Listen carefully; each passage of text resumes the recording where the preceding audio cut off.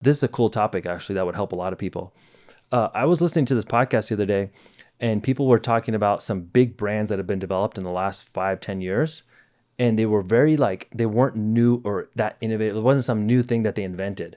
They found an existing category and blew up within that. So for example, you ever go to the freaking grocery store and you look in the vitamins section and there's these vitamins Olly.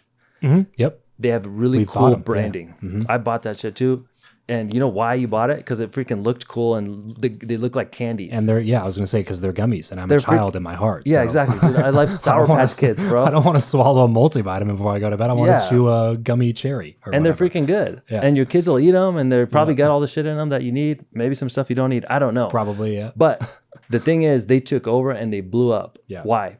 Stale category, innovative branding. Yeah.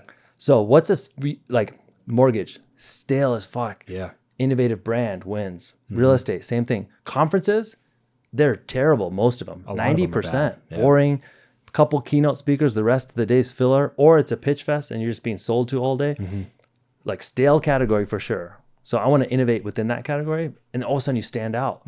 So with Forward, in 3 years, we've blown up. I'm not anywhere close to where I want to be, but we've had probably a decade worth of progress in 2 years just by being super innovative within a stale category. So anybody who's listening, you think about categories you can find more and more examples of this. Yeah, Quip did that with toothbrushes and toothpaste. Same shit. What's that? Manscaped. Yeah. With clippers. If you bought the first version of Manscaped clippers, they were shit.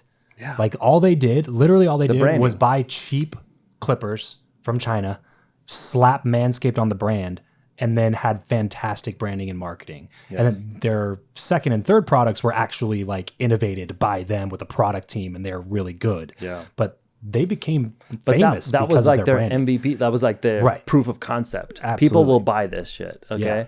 Now we need to actually make it better. Marketing and branding. Yeah. And then they actually followed it up with a good product. Yeah. So for me now, in a world where it's noisy, there's a lot of people trying to make money, trying to do marketing, trying to do videos, how do you stand out? Well, you could be yourself, authentic. That's innovative. And then just up the quality. This is good quality shit you got going on here. I'm sure you guys take some time to make sure that we can be clearly heard. We have a mic, we have clear video, stand out. Well, that was the whole reason for Dinner Party. Yeah. The episodes that we were filming is that exact thing. We kept working with some of our coaching clients on their shows because, I just get sick of the whole thing where everybody's just I have a podcast, but their podcast is their redheaded stepchild. It's we have it and we post content there, but it's always half-assed. It's just willy-nilly. Let's turn on the camera. I got a couple ideas in my brain. Let's just spitball it and see how it goes.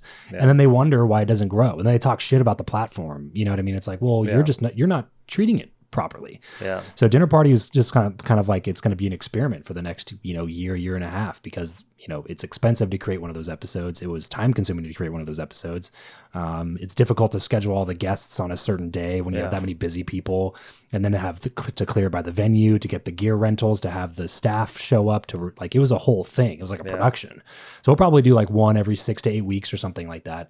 But it was an experiment just to be what if we gave it our absolute best shot at quality to do something that nobody else in our space is even thinking about doing, because everybody's just doing the same played out stuff. Yeah. And sometimes it works and sometimes it doesn't, but it's largely based on the personality behind the mic, not based on the production value of the actual event. So yeah, it's an experiment for us, but it's largely based on exactly what you just said. How can we create something that's kind of the same, but also completely different and innovative and much higher quality? Yeah, that's what the first thing I saw about it. I don't even know what it's about, but I was like, man, this is well done. Yeah. I can see the quality. So if somebody took it that serious, maybe it is good. Yeah. When you give it, so you're really just trying to buy a few more seconds from somebody, so that way they have the opportunity to learn how fun it was or what value is there. So don't shoot yourself in the foot by doing it half-assed. Right. And then now you're blaming the fact that there's no reach. Yeah. Well, bro, would you watch your own stuff? If you wouldn't even watch it, would you watch this, honestly? Yeah. And ask somebody their honest opinion. That's the other cool thing about being in this in the entrepreneurs category of masterminds and these things. You can ask people for honest feedback, and they'll give it to you. They're like, dude, great job here.